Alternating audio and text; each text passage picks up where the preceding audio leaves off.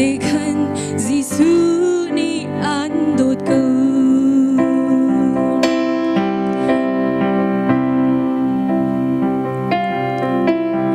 Swal bal nak pun kiv in khat mi si man lo mi vil te zong ni in lo câu man ha se An châu thang khâu tu an ti lâu zong na si ning te khan Giêsu ni an đốt câu an nun nak begin đốt nak lang ter an đốt tuk cha nang ma theng te kha an đốt big na si nak sung loi tu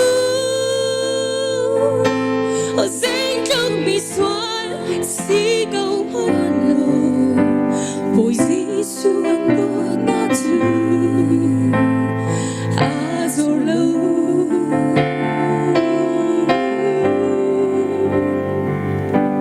An Dawt Peng Ko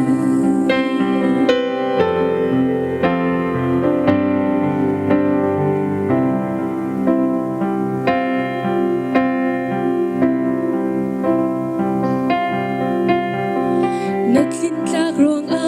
Giêsu an đốt xin lâu Nat tua sar thật ra an đốt giống si phồn lâu Đốt lak xin lâu man lo an đốt thiang câu Van dung ram nua ma nang he ti adu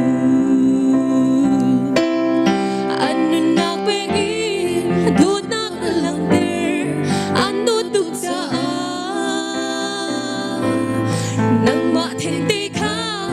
an đốt big na si na sung loi tu o zeng trong mi xoan si câu man lo Boy Giêsu an đốt na tu azor lo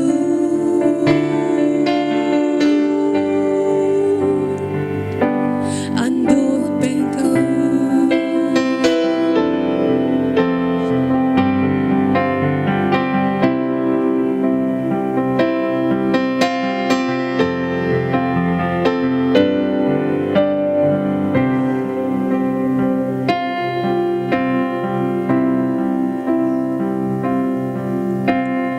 Nat lin tlak rong Giêsu an đốt xin lâu Nat tua sar thật ra an đốt giống si phồn lâu Đốt lak xin lâu man lo an đốt thiang câu Van dung ram nua ma nang he ti adu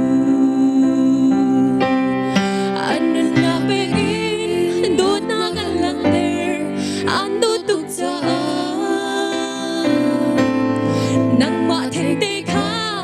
an đốt big na si na sung loi tu o zeng trong mi xoan si câu man lo Boy Giêsu an đốt na tu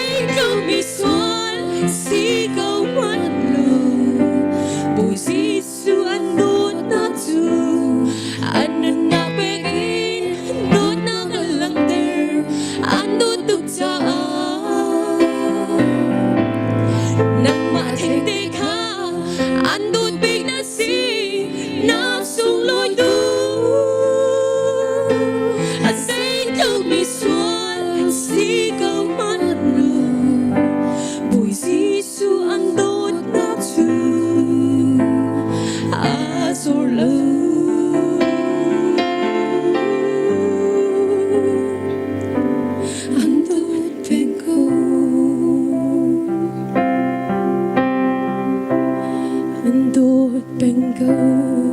Bawipa ni Tlagon sabi ako sa